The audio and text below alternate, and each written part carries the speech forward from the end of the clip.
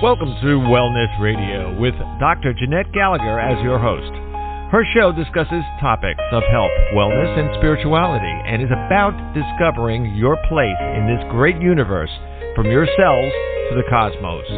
Along with her guest, in casual conversation, she strives to ask the difficult questions that may be holding you back from a vibrant life, and shares new ideas that may inspire you to make a change in your life that you only can see in your dreams. And now, here is Dr. Jeanette-Gallagher. Good evening, everyone, and welcome to Wellness Radio. This is Dr. Jeanette-Gallagher, and it's a pleasure to have you with us here this evening. Tonight we are going to be talking about harshness of life, of words, actions, violence, bully, abuse, addiction, all of these difficult things in our lifetimes. We're going, how can we even understand that these things could happen to a human being? How can we inflict them on others and say that it's okay? How can we receive them and say, this is right, this is the way it's supposed to be? Am I supposed to be a victim in my life? Many times people will say over the decades, as we've spoken to so many guests, that have pretty much waited until they were almost over the age of 65 or 70 to come on the radio and even share their stories, because it has been such a trauma in their life. It has been very difficult to share the stories, or they were even waiting for others that had passed on, and they were now free to be able to speak. What are the secrets that are pent up inside of us for many of the decades of our life? How did we grow up?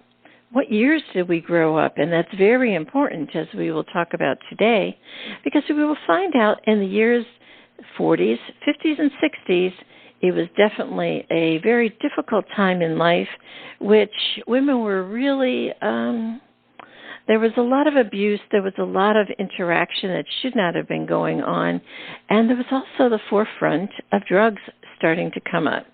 Experimentation, overuse, and people not even knowing what's kind of going on and just stepping off of that ledge and seeing where life would take them. And there's been a lot of struggles, a lot of trauma, and a lot of hurts that have really encapsulated into our lives and really formed our lives going forward.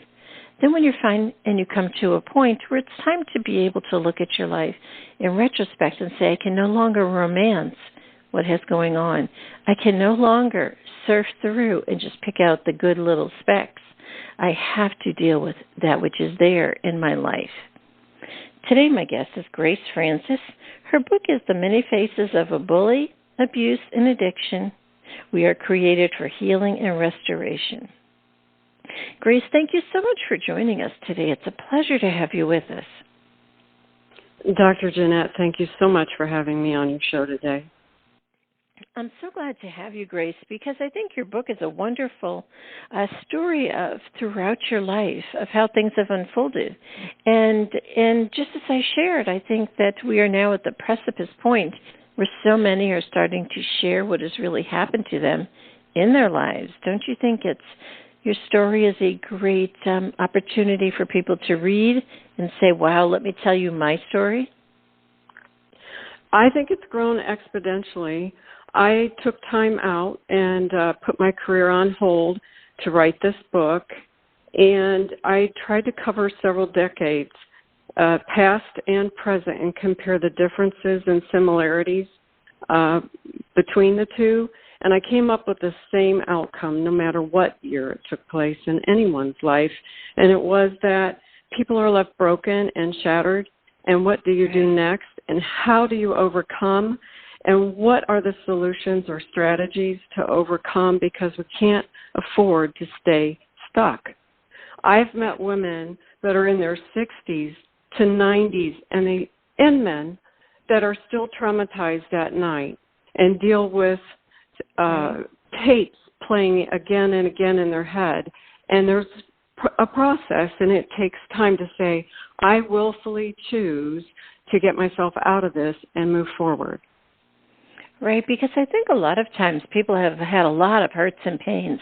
If you look at our grandparents' decades, I'm in my late 60s also, and I look at those decades and I say they were very broken people.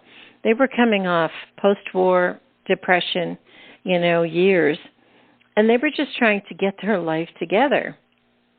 And if we look at it, all of their things started to happen, and they started to pass down, and you could see it really going forward, the ways in which they lived their lives, the ways in which they abused things and people, and the ways in which they really had no other ways to be able to tell them that there was something different.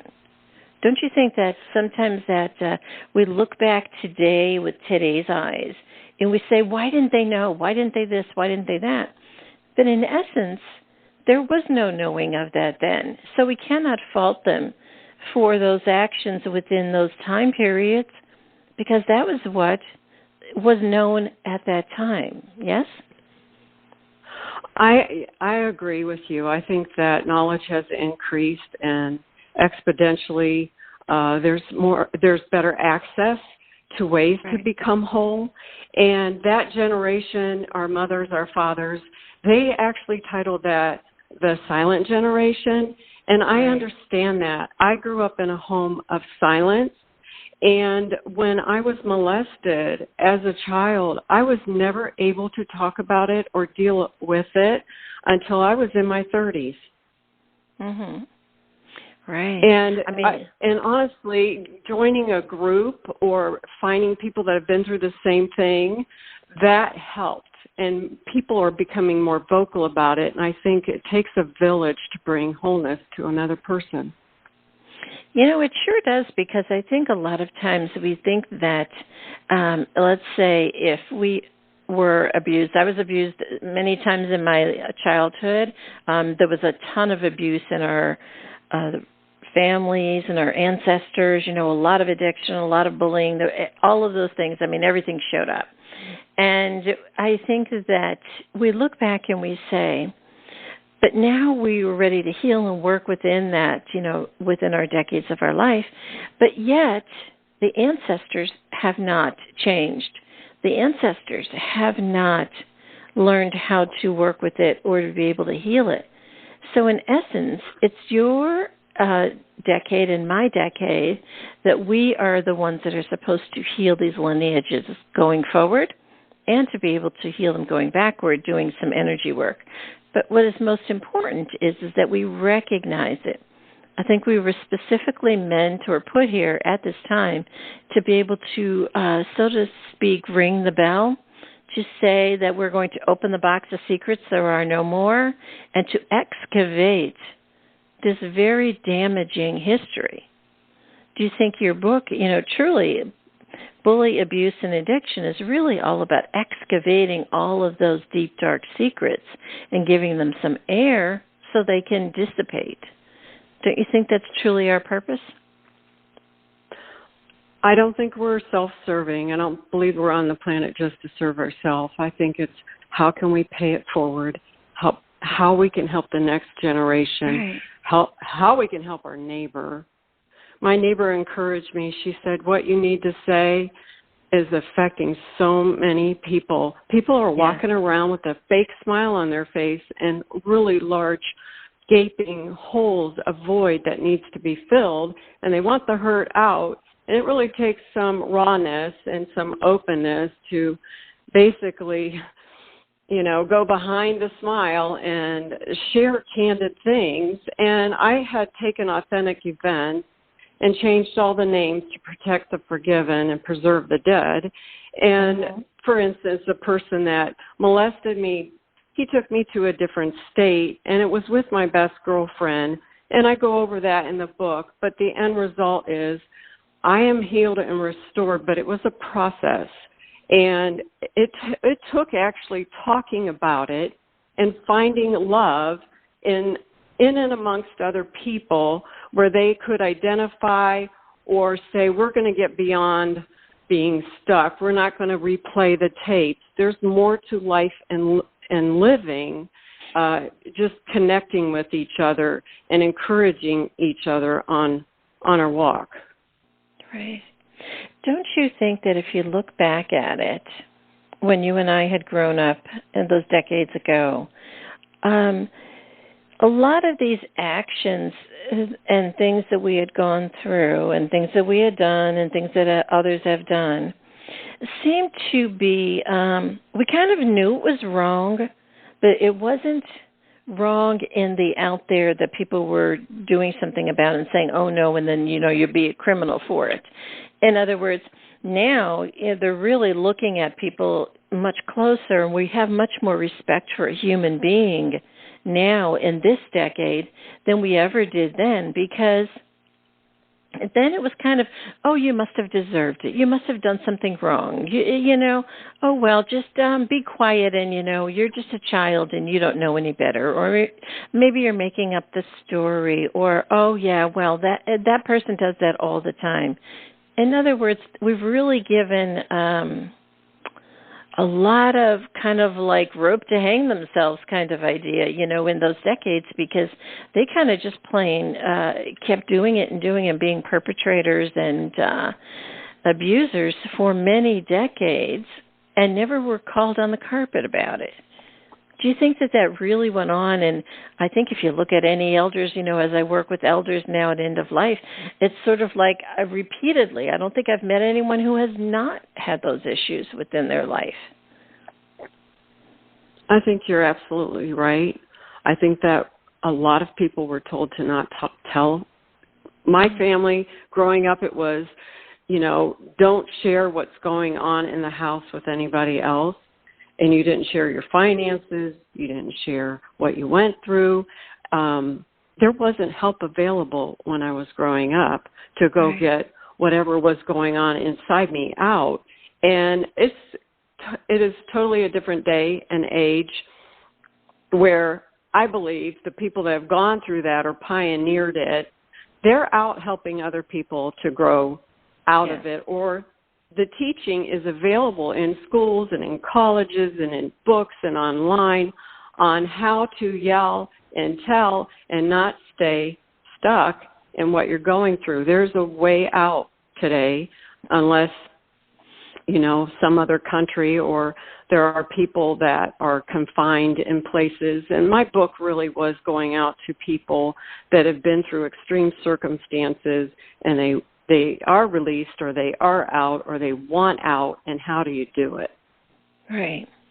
But also, too, your book gives validation to that which that has happened to us, what we've gone through, what we have done, what we may have engaged in that we thought was right or wrong at the time, it could have been smoking weed. It could have been taking, uppers and downers. It could have been, the bullies from all the girls ganging up on you and everything.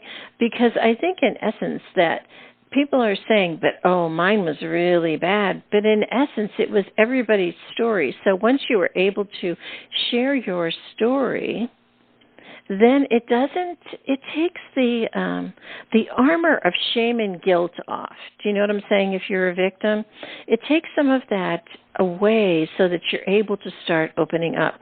Because really, it's very difficult to say, oh, I hear your story, but you should hear mine. Don't you think it's very scary for people to even open their mouths for fear of repercussion that's going to happen to them? I think that people need to take a step back and not judge another person until they've walked in their shoes. And I think there's tools available. We have to actually open the box and say, wow, I'm going to add new tools to my box because I'm going to get through this one way or the other.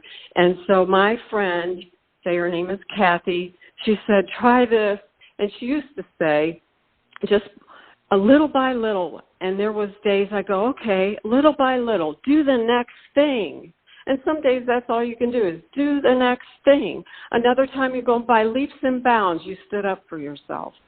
Right. You opened your mouth and you said, I'm so glad I finally put a boundary out. I drew the line and said, no more.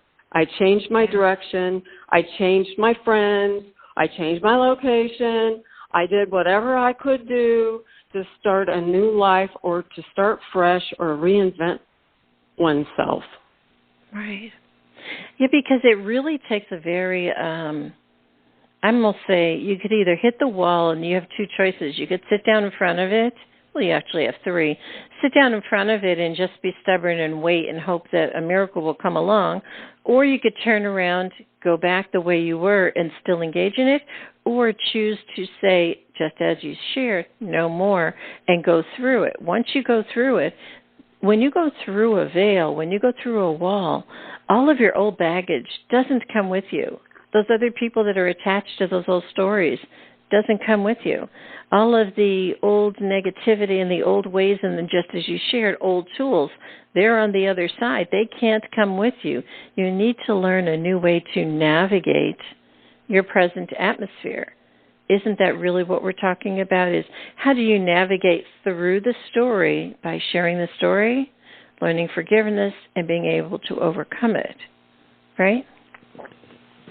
Navigation is a good word for going into 2022 because everything has changed and we need to add new tools to our toolbox.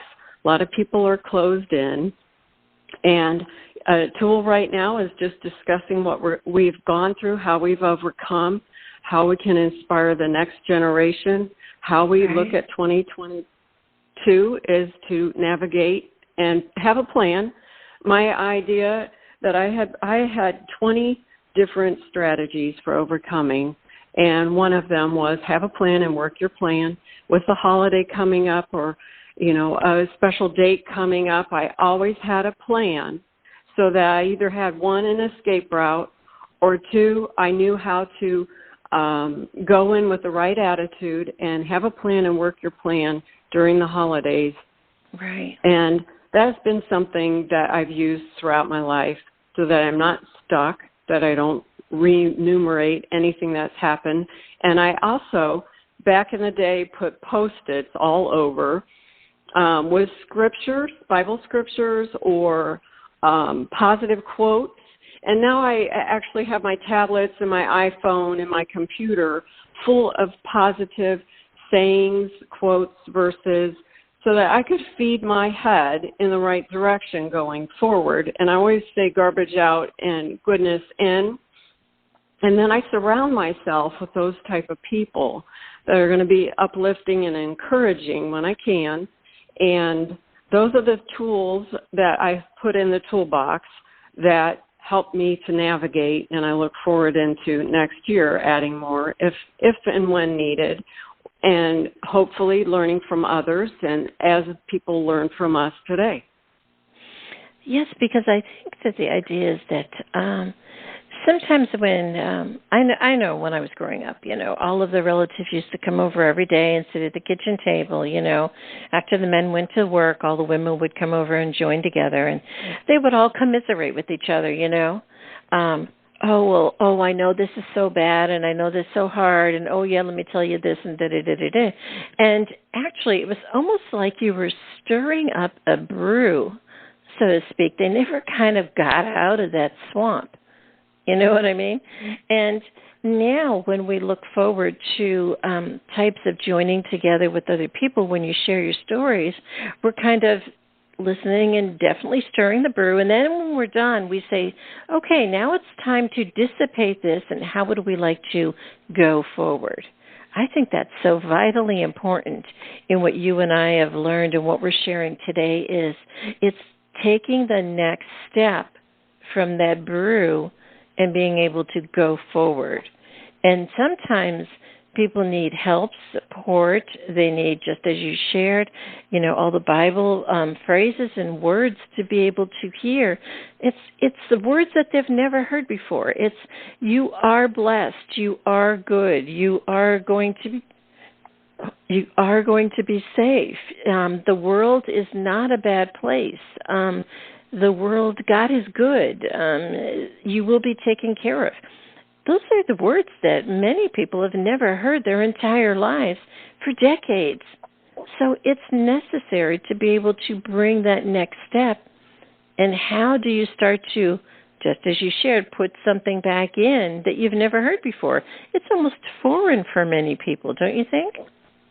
I think we go across the world today in this radio podcast, and I know that we're shedding the light, and I believe that some people are just trying to get through the day, and just to encourage people that it's never too late to start fresh. It's never too late for change. It doesn't matter what our age is. It's almost like putting a puzzle together. You have a piece and I have a piece. We're joining together to say, you know what? You can do this. We can bring change little by little. We can touch another life and say, tomorrow will not be like today. We can bring sunshine. We can quote verses. We can look at sayings. Now we put sayings all over the wall. And we can call we can talk to our neighbor, and we can choose to think differently. And actually, sometimes it's a process. What about the idea, Grace, that how can we step out when we're still stuck in our darkness, so to speak? How do we find the light, and what is the light? Well, for me, I grew up going to church, and the church didn't believe in therapy back then. But God got a hold of my heart, and during the darkest times of my life, I know that His love broke through and carried me. Many times I think I could have been dead, should have been dead, and was not. And when I came out of drug addiction years ago, I got to the end of myself, and I actually had an aha moment where I felt and I saw, and I knew there was a different way to do life, and I really grabbed a hold of that, and my life has been forever different. I had to really switch everything around. I got rid of everything in the house. I got rid of everything for a long time that was going to suck me back into a black hole, and it chose to walk a different way. But I flooded my head with Bible verses, and it wasn't until my 30s, like I said, that I actually got some other help and found actually rooms full of hurting people that had gone through the same thing, and learned a new way to do life. And I really think starting the day off, besides a cup of coffee, starting the day off, I just thank God that I have come mountains forward and know that other people have done the same thing, but they made that choice. I made a choice not to be an addict, or I was a food hoarder growing up because I never got help from the molestation. So I ate myself to pieces because it was the delicious part of life. And now life is full and bright and worth living. But I had to surround myself with all of that positive energy and then walk away from the things that were pulling me down. And I think going forward into 2022, people have to make a concrete decision. I'm going to, whether it's eat this and not that, go here and not go there, I'm going to be with this person and not that person, or I'm going to love this person on a certain type, a scale. Basically, if someone is toxic, you're going to take them on a smaller scale. If somebody is lovely to be with, you're going to take them on a larger scale. But through all of those things, I know that I'm alive today because God said it's not over yet. You have more life to live.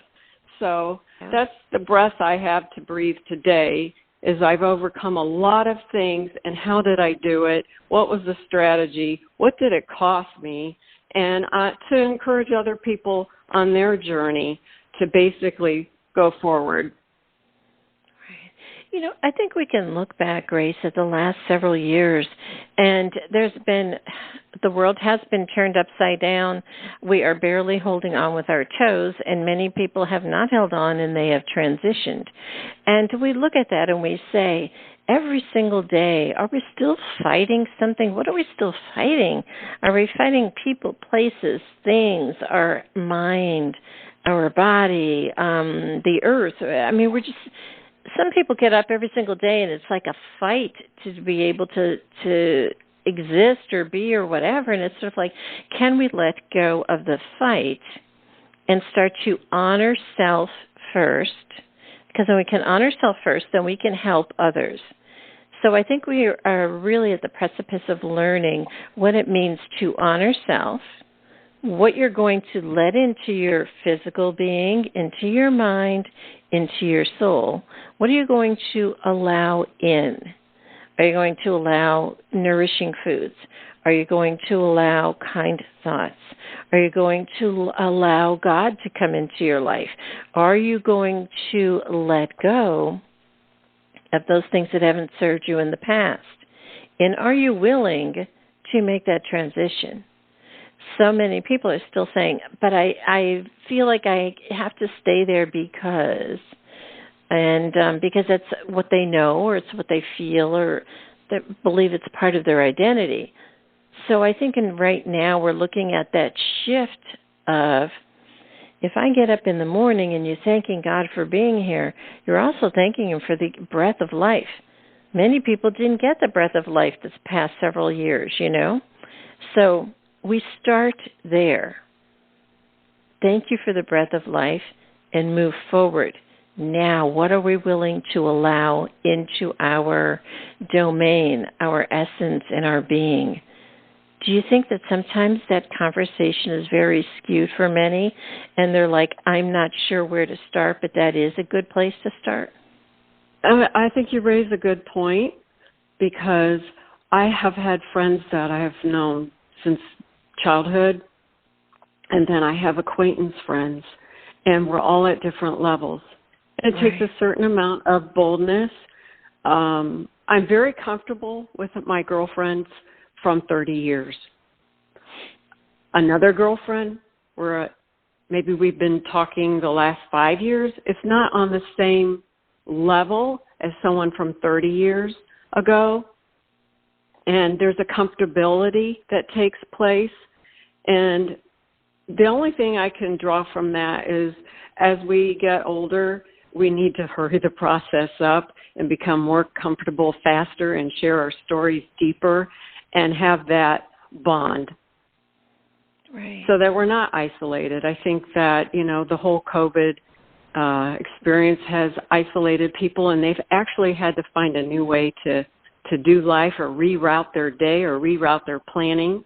And even moving to a different location, you have to say, well, what can I do different? What can I embrace in this day? What choices can I add that are going to help me to grow as a person? And, find a new group of people, whether it's on a Zoom, or whether it's if a library is open, or a coffee house, or a church, to start all over again. And the whole world's gone faster than when we were growing up, is all I can say. Right. And it takes one open person to help other people to open up. Do you think that also, too, the idea is that we are no longer willing to allow all of our badges to put on a really thick armor? So now when you start sharing your stories, you're more willing to be able to share from the heart, to share who you are, and versus in saying that is not who I was. That's an experience I went through. That does not define me. It's not my identity. It's something that my soul drifted through, and this is how I'm sharing with you. In other words, reading the signs post, so to speak. Because sometimes I think people say that they take all of these experiences and that's their identity. It's their staff on the road that they have to carry going forward, when in essence it is not their identity. It is something of an experience. So it's kind of hard to let that go, because then you say, well, who am I? And you're going, well, who the heck? I don't know who I am. I haven't had enough time to figure out who I am or how I even got here or what I'm doing in this life. So that really starts to bring up a little bit of fear, and they want to retract back into those old stories. Do you think that's a little bit kind of where we see the ebb and flow these days? I think people have to pick and choose their battle. Little by little, pick and choose your battles, because it does take a brave heart to be open and share your soul and share your past and say, how did I figure this out? How did I get over it? And some people absolutely are in denial and won't say anything. And other people are trying to figure out, who am I going to adhere to? What am I going to listen to? And for me, at the end of the day, I try to remember the good and let go of the bad. Right. And I had to take and quantify all the things that I went through into a scale. Actually, it was a forgiveness scale. And some things are really easy to forgive and get over and move forward. And other things, say a rape or violence, that's harder. That was like a 10 out of a scale of 1 to 10. I had to learn to work through that, forgive, re-forgive if necessary, and let it go. And so that my plate is clean. I want to release people that have hurt me, or you can put a boundary up, or you can make different choices on when you see people or not see people. But I really think people want to be around healthy-minded people nowadays, and they're figuring it out, but it does take a voice to open the door and say, you know what, I'd love to spend some time with you. You share, I share. We both grow together.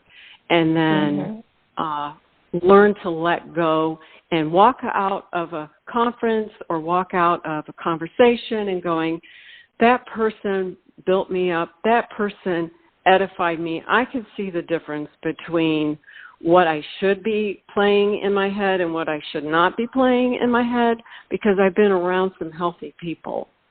And that takes getting out there, or that takes reading material online.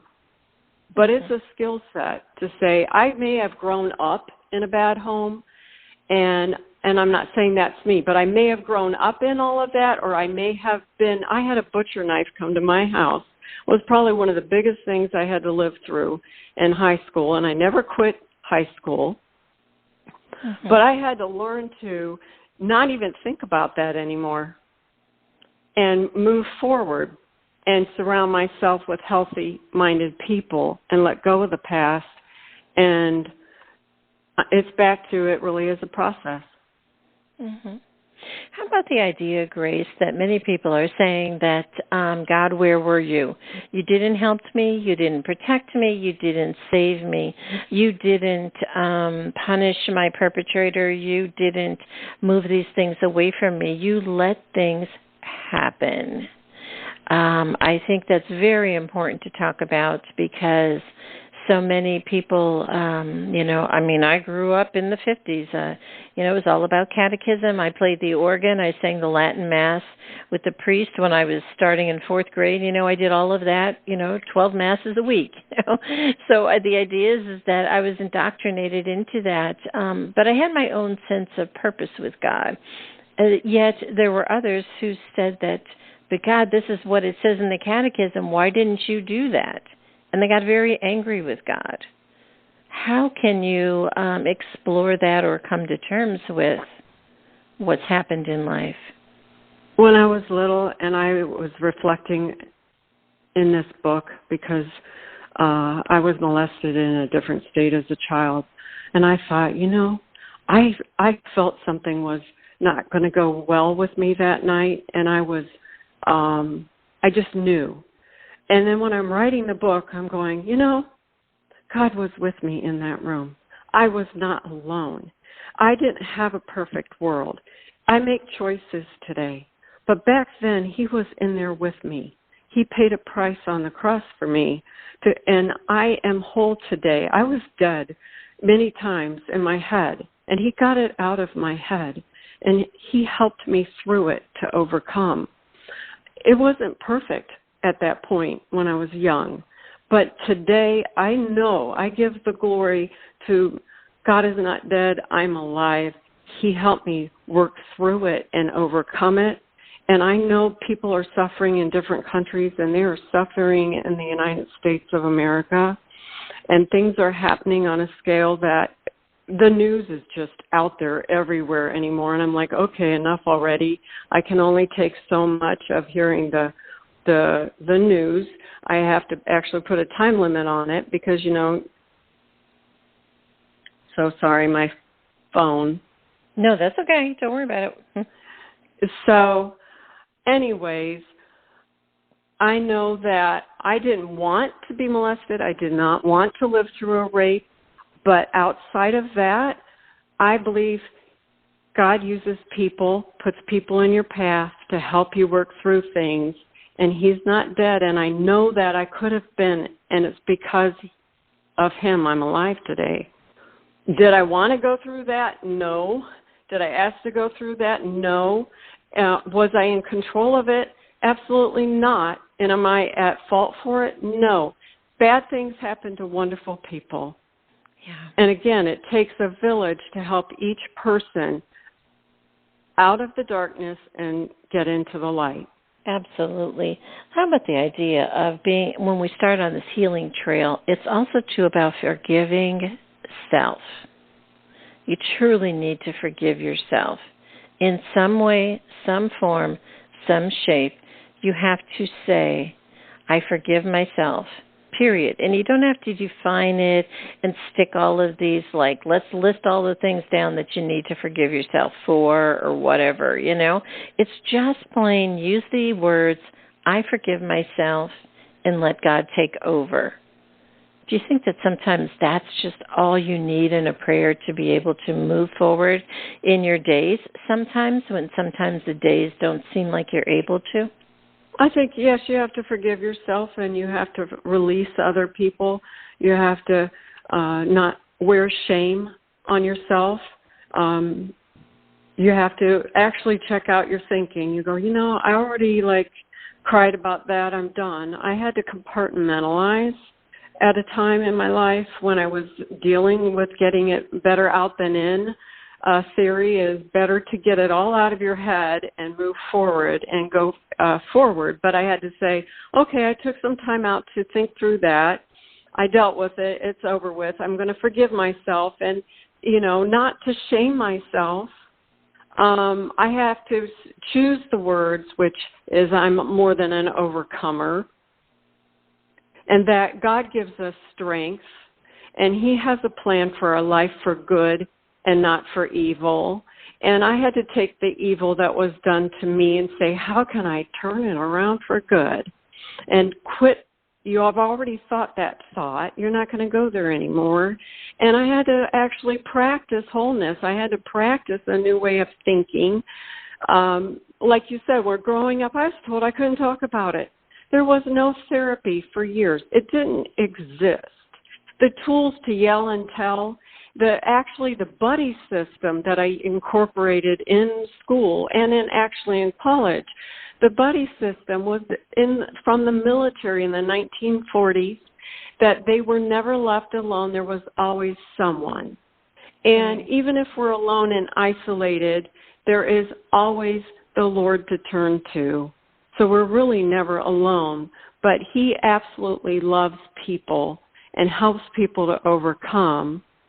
And so when I start those tapes in my head, I absolutely put a time limit. We've already dealt with that. We already forgave that person. I'm going to forget that. That happened 30 years ago. But I had to actually open my head up and say, oh my gosh, I'm going to talk about what I was actually delivered from, restored from, and allow myself to process it through this book, because I thought, I feel my heart goes out for all the women and men that have been violated, victimized, or they've been taken to another state or sold.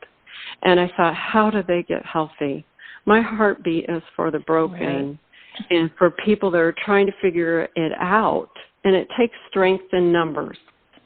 I think also, too, the idea, Grace, is that now there's so much human trafficking, and I'm going, have we really as a society lost the concept that a human life is valuable? You know? And I think the idea is that there are many that are living hurt, many generations of people that are hurt, and these people have been perpetrating forward, and it's almost as if they're at this peak of revenge. Do you know what I mean?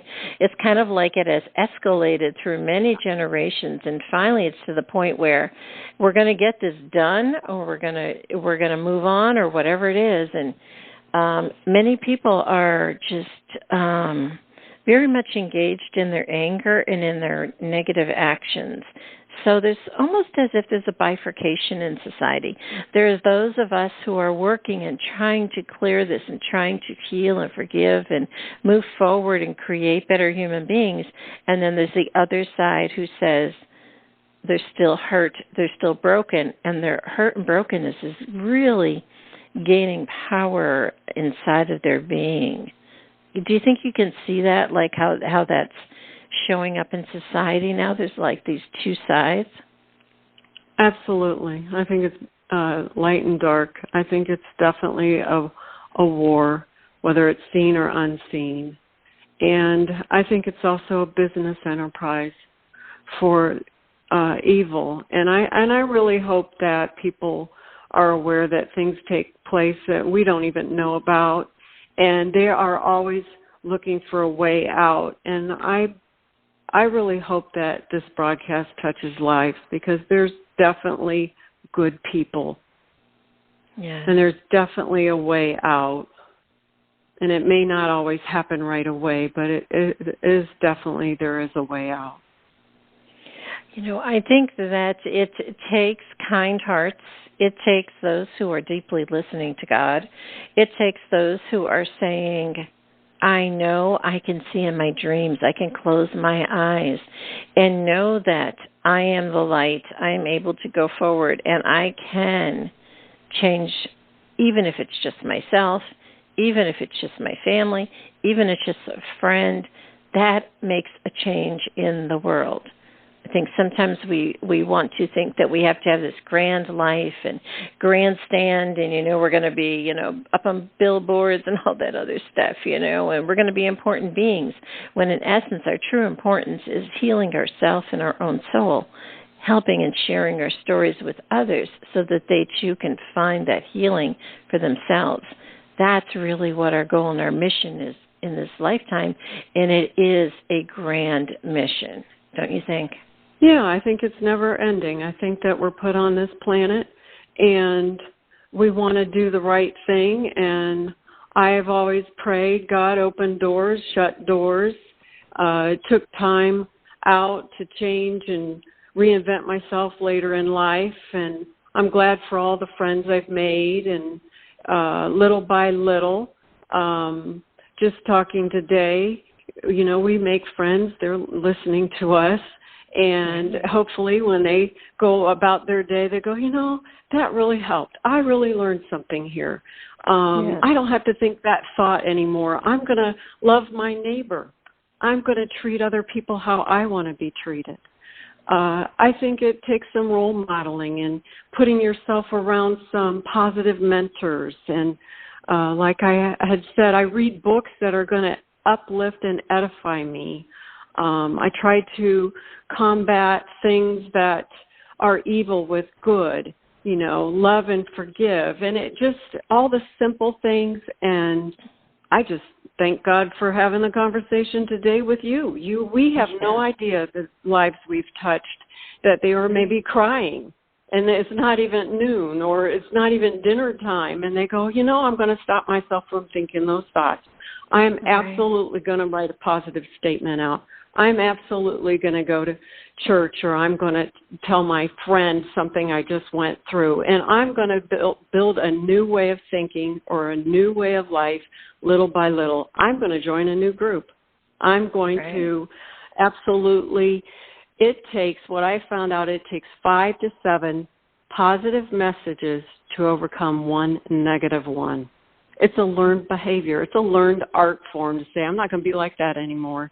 I'm not going to let somebody yell at me anymore. I'm not going to do this. I'm going to have these boundaries. And actually growing in that direction and having boundaries, it takes some work. It takes some practice. It takes, as someone just recently said, 60 applications for a new habit. And it used to be 21.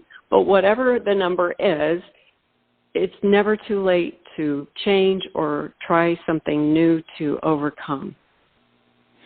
Yes.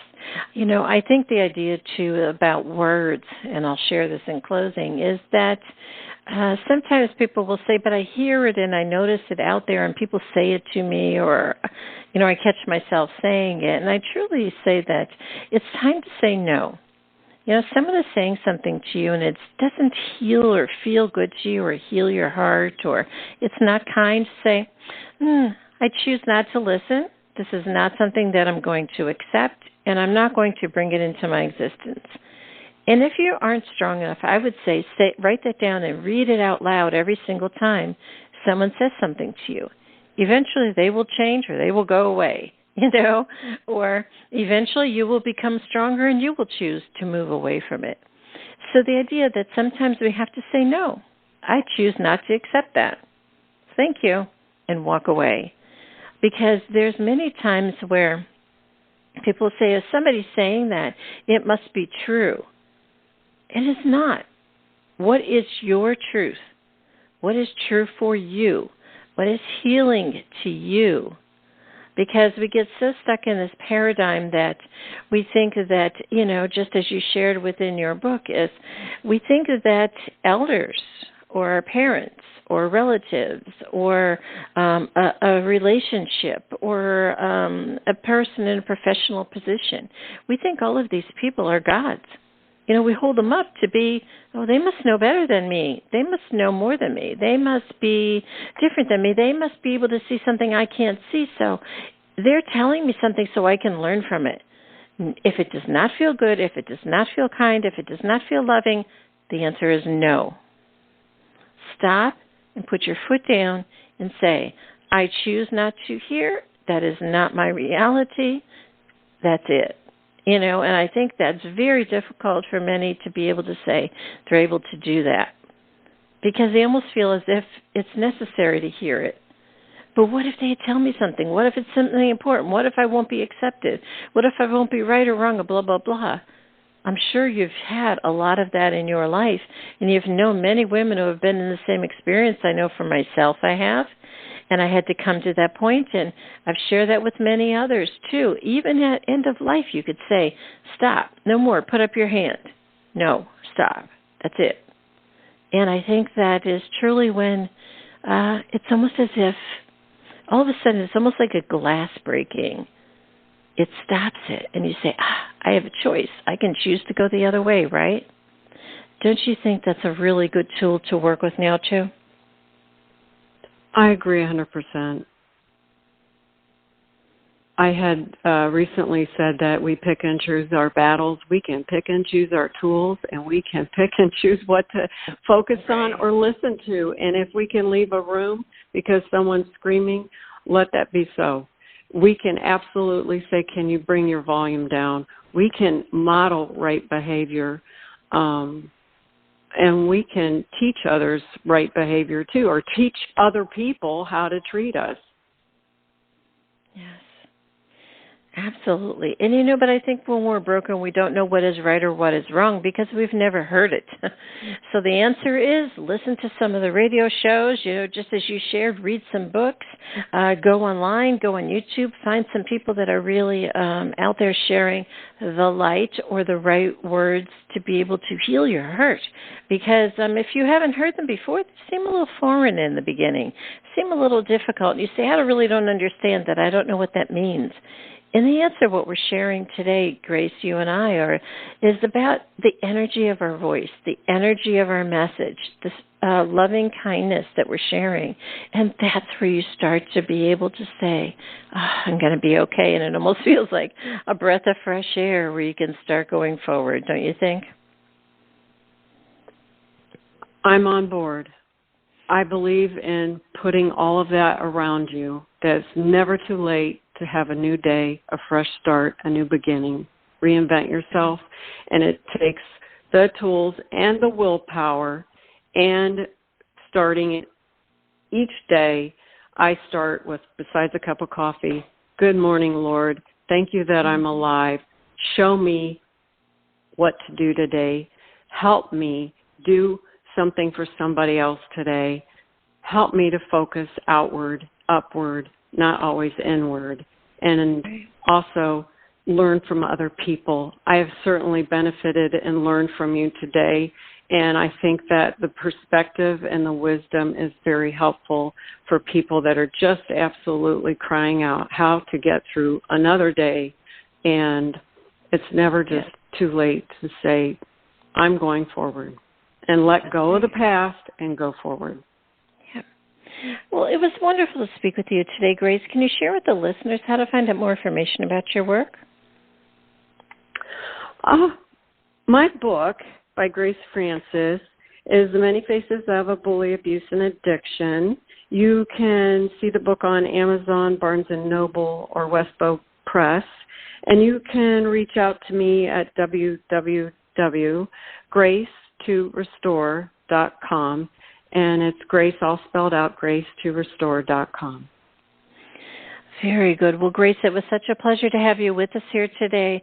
I'm sure so many people will say, I hear, maybe I'm feeling I'm really stuck and I'd like to reach out for help. So I hope they're able to find, both your work and my work, and they're able to say there are people out there who are willing to help you and bring you through this. Because sometimes people will say, oh, but I don't feel worthy or I'm scared to do it. And the answer is there's always someone out there to help. You just have to ask for help, right? Absolutely. Thank you, Dr. Jeanette, for your time. Thank you so much. If you'd like to find out more information about Grace Francis, again, her book is The Many Faces of a Bully, Abuse, and Addiction. And be able to say, I, too, am having something that I would like to talk about. Check out Grace's books. Check out her website. And it's listed on the bottom of today's show page. You can click right there and go directly to it. Also, I offer a free newsletter. I have many resources. If you are in crisis, there are many gifted sessions. There are many different ways to be able to connect, to find someone to talk to. Just reach out. Check our websites on the bottom of today's show page, and just definitely know that whatever is showing up for you today, tomorrow is a new day. Every single day you get up. It doesn't matter if you're trying every day and you can't seem to get there, keep trying, because one day you will, and you'll be able to move forward and be able to have that healing and that love that you can feel from deep inside and share with others. Thank you so much for joining us today. This is Dr. Jeanette-Gallagher, and until tomorrow, have a great day. Today we discussed many life-changing concepts. Who do you turn to, and how do you know what is best when faced with a health crisis? Dr. Jeanette is a patient advocate. She listens to the patient, the doctors, and the family, clarifies the health issues and concerns, then helps the patient make the best choices going forward. If you would like help implementing change into your life and health, we can talk and see where you are stuck and how to improve the quality of your life. Check the link on the bottom of today's show page or visit dr.jeanette-gallagher.com to schedule a phone appointment today.